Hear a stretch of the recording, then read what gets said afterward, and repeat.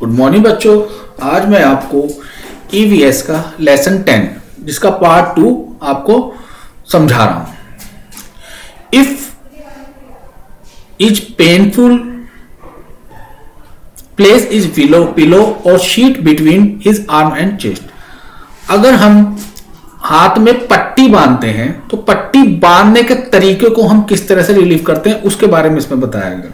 If the painful, अगर हमें दर्द होता है तो place a pillow or sheet back arm and chest, यानी कि हाथ बाहां और चेस्ट के बीच में पिलो और शीट को रखना चाहिए।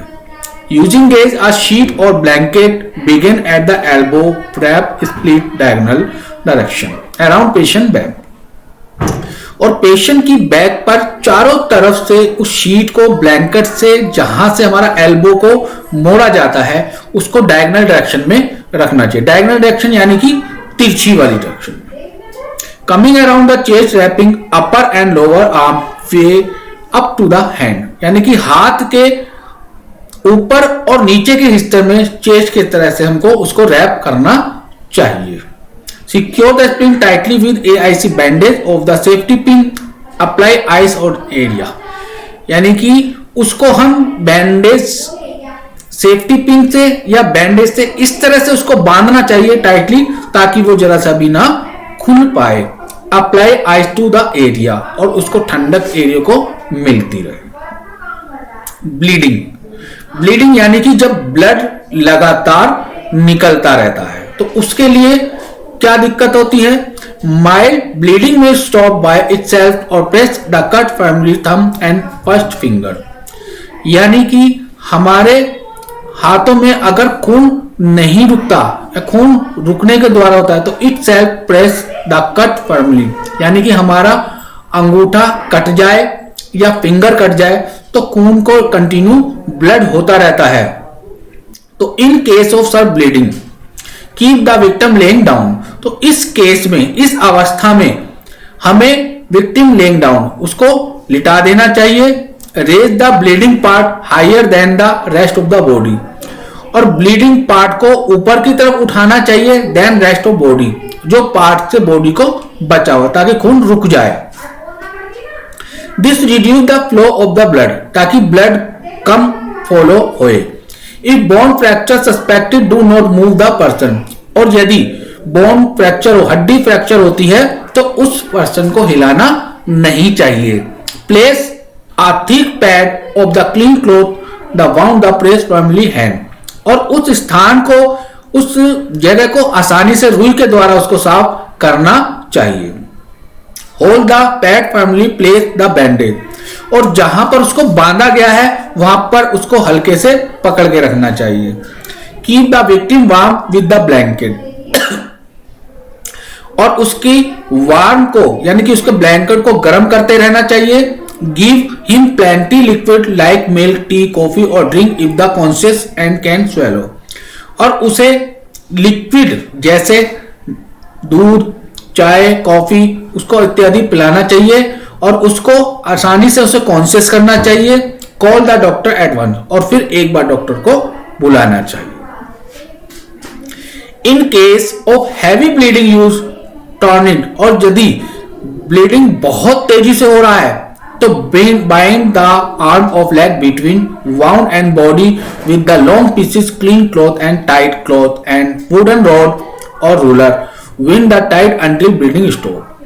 अगर उसके वाउंड को, घाव ज्यादा गहरा है, अगर पैर में या बाह में वो गहरा है, घाव है, तो उसको बॉडी और लॉन्ग पीसेस क्लीन क्लॉथ और लंबे कपड़े से उसको अच्छी से साफ करना चाहिए। And tie the cloth and wooden road, एक कपड़े की लकड़ी को यानी कपड़े को एंड द वुडन रोड, और एक लकड़ी की रोड को या स्केल नुमा हो उसको अच्छी तरह बांध देना चाहिए। Wing tight until bleeding stop, जिसको अच्छी तरह से ताकि उस पर हवा ना जा सके और ब्लड रुक जाए। बैंडेज वाउंड, यानी कि जहां पर घाव है वहां पर बैंडेज बांधना।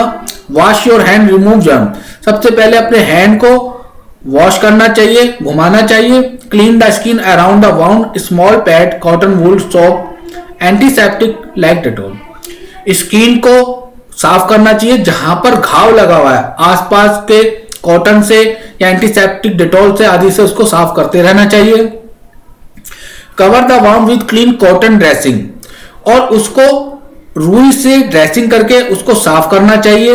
Now put the thick pad cotton wool and, और अब उसको पैड को कॉटन वूल से साफ करते रहना चाहिए और बैंडेज को आसानी से उसके ऊपर बांधना चाहिए। यह है जब ब्लीडिंग होती है। ब्लीडिंग फ्रॉम नोज, अगर नाक से खून बहता है, ब्लीडिंग फ्रॉम नोज, तो when the wall of the blood vessel of the nose break, अगर नाक टूटती है तो खून बहुत तेजी से फैलता है, ब्लड कम आउट, बाहर की तरफ आता है, तो keep the victim upright, head slightly tilted backward, तो उसको विक्टिम को उल्टा लटाना चाहिए। Ask him to breathing through the mouth, और मुंह के द्वारा उसको सांस देनी चाहिए। Press the bleeding side of nose firmly, और उसके जहां से खून ब्लीडिंग होता है तो धीरे धीरे उसको प्रेस करना चाहिए। Place the wet cloth ice on the nose forehead, सूखे कपड़े से उसको साफ करते रहना चाहिए या उसमें बर्फ के द्वारा उसको साफ करते रहना चाहिए। बर्न, अगर जल जाता है तो अगर हमारे हाथ पैर या कहीं से जलता है तो फर्स्ट स्टॉप बर्निंग, सबसे पहले आग को रोकना चाहिए। पुट फ्लेमर, remove the victim source of burn, और उस जगह को हटा देना चाहिए जहां से आग लगी है। Wash burn area, wash burn area to cool with large amount of the cold water, वहां पर बहुत ज्यादा मात्रा में ठंडे पानी को रखना चाहिए, उससे धोते रहना चाहिए। और कभी भी आइस को एक्सेप्ट नहीं करना चाहिए स्मॉल सर्कुलर बर्न, क्योंकि बर्न जो है वो बहुत तेजी से फैलता है। Because it cause body heat loss, इससे हीट को कम हो जाती है। कीप क्लीन, इसको साफ करते रहना चाहिए, सुखाते रहना चाहिए और एंटी ऑर्नामेंट लगाते रहना चाहिए। कवर द बर्न, जहां पर आग लगी है उसको कवर करना चाहिए। Use dry clean cloth, prevent infection and reduce bandage loosely, और वहां पर इन्फेक्शन ना हो उसके लिए उसको बैंडेज कर देना चाहिए ताकि उसको दर्द ना हो। ये तो है आग के जलने से। अब है इंसेक्ट एंड एनिमल बाइट, अगर कोई इंसेक्ट या एनिमल काटता है तब क्या होता है। Insect bite and sting, if someone stung by an insect, अगर इंसेक्ट द्वारा अगर वो डंक मारता है, सच एज बीज, जैसे कि मधुमक्खी, तो remove the stinger cracking from the skin with the finger half और आयरन की, उसे रगड़ते रहना चाहिए, चाहे वो उंगली से या हाफ उंगली से या किसी भी लोहे की की से। वॉश एरिया सॉप, साबुन से उस एरिया को धोना चाहिए। कवर विद द क्लीन, और उसको साफ रखते रहना चाहिए। Apply ice reduce pain and swelling, और उसमें बर्फ को पेन वाली जगह पे लगाना चाहिए एंड स्वेलिंग, ताकि स्वेलिंग ना हो। A bee will leave behind stinger attached to the venom sac, और मधुमक्खी अगर उस जगह को छोड़ती है, पीछे हटती है, तो ट्राई रिमूव क्विकली पॉसिबल, तो उसको जल्दी से वहां से हटाना चाहिए। वॉश एरिया केयरफुली सोप, साबुन से और पानी से उस एरिया को साफ करना चाहिए 2 या 3 बार। उसके स्किन को बार बार सही तरीके से साफ करते रहना चाहिए। और उसमें apply an ice pack wrap and cotton और कोल्ड, यानी कि आइस को कपड़े में लपेट कर उसमें अप्लाई करना चाहिए। वेट वॉश फ्यू मिनट, कुछ समय तक उसको सुखा लेना चाहिए। गेट मेडिकल हेल्प राइट, और उसके बाद मेडिकल यानी कि स्वास्थ्य की हेल्प लेनी चाहिए। If you notice any serious allergic reaction, यदि तुम्हें किसी तरह की कोई संभावना होती है तो उसमें मेडिकल को अप्लाई करना चाहिए। स्नेक बाइट, अगर सांप काटता है, तो snake bite occur when a snake bite the skin, अगर सांप जब किसी के स्किन पर काटता है तो देयर आर मेडिकल इमरजेंसी, उसे तुरंत एक मेडिकल उपचार करना चाहिए। इफ दिस स्नेक पॉइजन, क्योंकि सांप का जहर बहुत जल्दी फैलता है।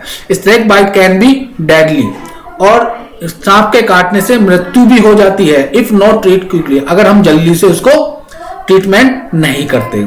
Children are the higher risk for the death, क्योंकि बच्चों को काटने से बहुत जल्दी रिस्क मामला होता है, मृत्यु हो जाती है और बहुत सीरियस कंडीशन भी हो जाती है।